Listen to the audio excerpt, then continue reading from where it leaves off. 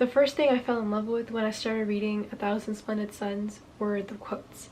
I thought the prose was so beautiful, the imagery, the sensory images, what it said about the characters, what it said about the society that they're living in, everything was captured within the prose. A Thousand Splendid Suns by Khaled Hosseini is probably one of the best books that I've ever read. Like, not just the best book of 2025 so far, not just one of the best books in historical fiction, I mean in general. It's one of the best books I've ever read. And I'm saying this especially from like a writer's perspective, not just a reader's perspective, but a writer's perspective, because now when I write something, when I try to write poetry, when I try to write short fiction, I'm trying to imitate Khaled Hosseini's style. I wanted to drink in every single line. I have to go back and reread lines because I'm worried that I might have missed something important. Let me give you an example from one of the quotes in this book. Outside, mockingbirds were singing blithely, and once in a while, when the songsters took flight, Miriam could see their wings catching the phosphorescent blue of moonlight beaming through the clouds. And though her throat was parched with thirst and her feet burned with pins and needles, it was a long time before Miriam gently freed her finger from the baby's grip and got up.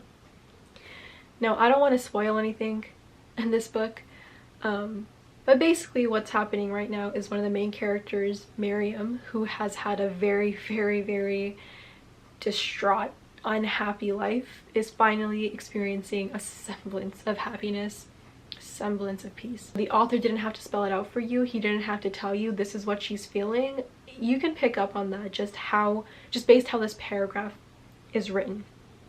And you have to remember that this book is written in the third person unlimited or the third person omniscient point of view, which means that we're not directly in Miriam's head. She's not telling us, I felt this and I felt that. All we can pick up on about what she's feeling is based on her observations. And I thought it was so interesting the way that Khaled Hosseini wrote about the observations of his characters. This book is set in Afghanistan and it takes place over the course of 30 or 40 years. It starts in 1959 after the birth of our main character, or one of our main characters, Miriam, and it ends somewhere in the early 2000s, I think 2001, or maybe it was 2003.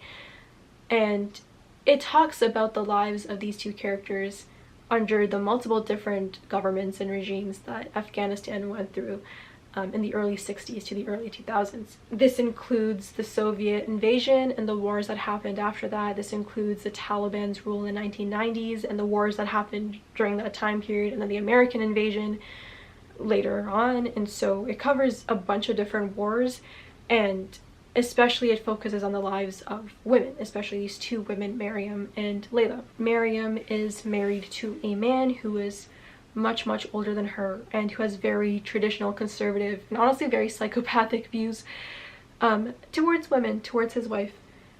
And Miriam, when she goes out into the world, like, she's not allowed to be seen in public. Her husband forces her to wear a burqa, and he doesn't let her go out and like interact with people and talk with people. And even for herself, like, she has a very low sense of self-esteem. Like, she doesn't really believe in herself, and she also doesn't interact with other people or socialize with other people. So to them, she's just a bleak person. They don't know anything about her.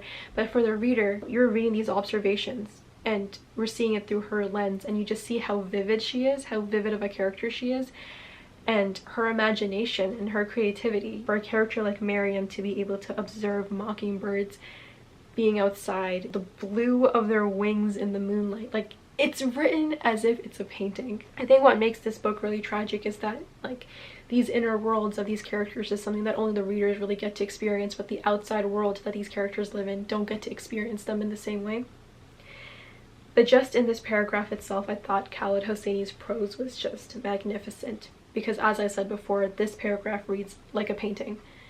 And that's something that I noticed about his writing throughout his work. Like, every single sentence has a purpose for being there. This is one of the first times I read a book and I'm not like, oh, like, I'm gonna just, it's fine if I don't catch every single sentence. It's okay if I don't catch everything that's going on. Like, no, if I didn't get something, if like I got distracted, started thinking about something else, like, I'm not gonna just like skip over to the next sentence. I'm gonna go back and I'm gonna reread it until I got everything that he was trying to convey, because I got that sense of urgency in the book, and I got the idea that the author wants me to, you know, be there and experience every single thing that he's put out there for me. Another thing to note is that Khaled Hosseini's first language is not English. based off his Wikipedia page. He moved to the States when he was 15, so he grew up in Afghanistan. I think he was born and he grew up in Afghanistan, and then he moved to a few different countries, and then he came to the States, and then he wrote his books in English. One of my favorite parts of reading translated works or reading books by an author whose first language was another language and then they write in English is that you can always see or feel the influence of that other language in the English text. Like, there's always the essence of that other language in the text. And that's why I want to read more translated works. I want to read books from authors from different countries. So in this book, there are a lot of references to Persian and Pashto, lots of words that are included and then they're translated into English, or Hosseini makes references to Persian poets. And I think that's like really cool because you can see that influence within his written work. Like, I'm Canadian and I feel like Canadian literature that was written by people who grew up here, like, it reads a whole lot differently than reading literature from people who grew up in other parts of the world. Specifically here, Khaled Hosseini, he grew up in Afghanistan. Like, he grew up listening to different kinds of poets and singers and artists than I would have. And I feel like that influence is very clear in like the written work. What I really like about the characters in this book is that they also just drop metaphors left and right. Like, they're all poets and they're all just speaking in metaphors. Miriam is talking about her mom, Nana. She remembered Nana saying once that each snowflake was a sigh heaved by an aggrieved woman somewhere in the world, that all the sighs drifted up the sky, gathered into clouds, then broke into tiny pieces that fell silently on the people below. Like, that's so melodramatic, Nana. And there was another one where like Nana is telling her about how she gave birth to Miriam all by herself, and she said, "I cut the cord between us myself. That's why I had a knife." The last thing I wanted to talk about were the characters of Miriam and Layla. They are constantly stuck between a rock and a hard place. And as soon as you think they're about to be happy, they're not. Every single time you think they're going to be happy, they will not be happy. But in a way, it's kind of a good thing because you understand why they can't be happy. Like, it never felt like bad things were happening to them for no reason, because the political climate and the social climate made a lot of sense. Like, everything that they were going through, all the hardship they were going through made sense in the environment that they were in. One thing I don't like is when authors put in like really traumatic or violent situations in a book for like absolutely no reason. Like, sure, you can write about whatever you want to write about, but like sometimes I'm like, you just kind of put that in there just for the shock value, but not because it was really important to the plot or for the book in general. This is the kind of book that like showed the kind of hardships that like people do actually go through, right? And even though these characters are fictional, it's like the reality itself is really not that fictional for a lot of the people that might have been living through the time period that these characters are living through, especially for the women living there during this time period. Like, you know, not even just during that time period, even right now under the Taliban rule, a lot of women are living very restricted lives. Also, I have a confession to make. I haven't read The Kite Runner or The Mountains Echoed. This is my first Khaled Hosseini book. I haven't read the other two, but I have heard that the writing is very similar to A Thousand Splendid Suns. I also heard some people saying that A Thousand Splendid Suns is the more sophisticated of his books, but I can't attest to that because I haven't read his other books, and I know I should. Everyone has been telling me to read The Kite Runner, and I will read The Kite Runner. It's just that I can only take so much at a time. You know, like, this is already very sad as it is. This already made me go through a whole lot of emotions as is. So I'm gonna need a couple months before I start The Kite Runner, but I am looking forward to reading it very soon.